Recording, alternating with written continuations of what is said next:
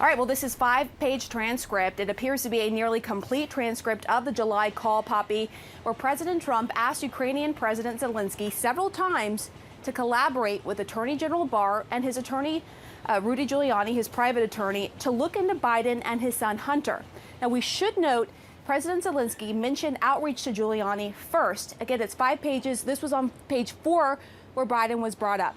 Now, after pleasantries were exchanged, President Trump starts off the conversation telling the Ukrainian leader about how much help the U.S. has offered to Ukraine in comparison to European countries. Now, he doesn't specifically mention military aid, but says the U.S. has been, quote, very, very good to Ukraine.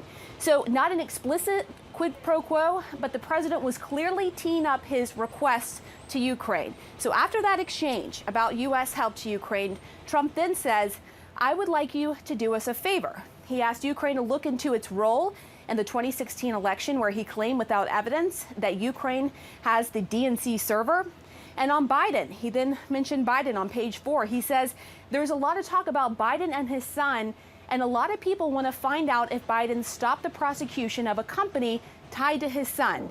Now, we should note there is not direct evidence to support this allegation that the president made in the call. Now, Zelensky said in response to the president bringing up Biden that the next prosecutor would look into it. Now, we should note that at the bottom of this log, there is a disclaimer that this is not a, quote, verbatim transcript of a discussion. It goes on to say that the text of this document records the notes and recollections of Situation Room duty officers and NSC policy staff assigned to listen and memorialize the conversation in written form as the conversations takes place. I do want to note a senior White House official says that there is voice recognition software that puts the transcript out, what it calls a transcript, and then those who would listen to the phone call look over that to make sure that it is an accurate reading. It's also important to take a step back here. This is just one part of the whistleblower complaint surrounding President Trump. It is not the full picture. The White House is preparing to release that complaint to Congress. We were told that that could actually happen today. No hubo presión de la forma que ustedes han creado. Esa llamada iba a ser una llamada infernal que terminó en nada. Más allá de que hay gente que dice que no sabía que yo podía ser tan buena gente. Pero para los demócratas, la transcripción de la llamada con el presidente de Ucrania a finales de julio tiene la evidencia de que Trump usó su poder para presionar a un líder extranjero para su beneficio político. Y apuntan al momento en que le pidió el favor al presidente de Ucrania de investigar al ex vicepresidente Joe Biden y a su hijo Hunter, a quienes erróneamente acusa de corrupción e influencia en Ucrania. Solo hubo un mensaje que el presidente de Ucrania recibió en esa llamada y fue: eso es lo que yo quiero, yo sé lo que usted necesita. Como un jefe de la mafia. Pero los republicanos dicen que no hay evidencia que obligue a un juicio político. ¿Cuántas veces mencionó a Biden? No, no lo hizo. Él lo mencionó solo una vez. ¿Quién lo trajo a colación? El presidente de Ucrania. Otros dicen que no hay nada malo en pedir la investigación de un rival político a un gobierno extranjero y que Trump nunca trajo a colación en la llamada el congelamiento de unos $400 millones en asistencia militar. Mientras, el senador Lindsey Graham dice que cuando habló con el presidente estaba preocupado por las implicaciones futuras de publicar los detalles de una llamada presidencial. Yo le dije: señor presidente, el deseo que ellos tienen de acabar con usted no tiene fin. Ellos están pidiendo juicio político antes de saber qué había en esa llamada. Yo leí la llamada. Francamente, me impresionó que usted la publicara.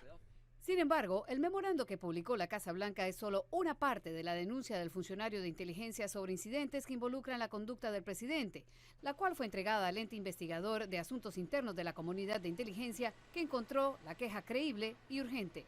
Precisamente, la Casa Blanca está entregando la querella al Congreso como exigían los demócratas, que creen que ahora tienen un caso más fuerte que se une a las 6 investigaciones a Trump y a su familia. Por ahora, el proceso tiene un apoyo abrumador de la oposición. De los 235 representantes de la bancada demócrata, van más de 200 que respaldan el comienzo del juicio político. El hecho es que el presidente de los Estados Unidos, en una violación de sus responsabilidades constitucionales, le pidió a un gobierno que lo ayude en su campaña política a expensas de nuestra seguridad nacional. Los demócratas también piden al secretario de Justicia Bill Barr que se inhiba de supervisar cualquier investigación sobre Ucrania porque el presidente lo mencionó en la conversación, al igual que su abogado personal Rudy Giuliani, al sugerir que ellos harían seguimiento a la llamada. El Departamento de Justicia aclaró que el secretario Barr solo se enteró del contenido de la llamada por la denuncia del funcionario de inteligencia que ha desatado esta saga. El proceso de destitución es esencialmente una consideración política. Los demócratas insisten que no es necesario que exista un crimen, sino que con la sola mala conducta del presidente es suficiente para adelantar un juicio político. Diana Molinares, CNN, Washington.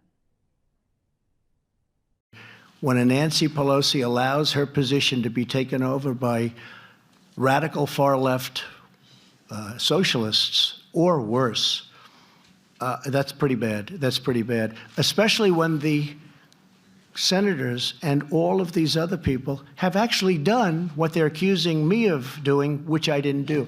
I'm going to have Mike Pompeo say a couple of words. We're going to chat about what we just heard from President Trump, and when he starts speaking again, we will go back to him at the Intercontinental Hotel in Midtown in New York.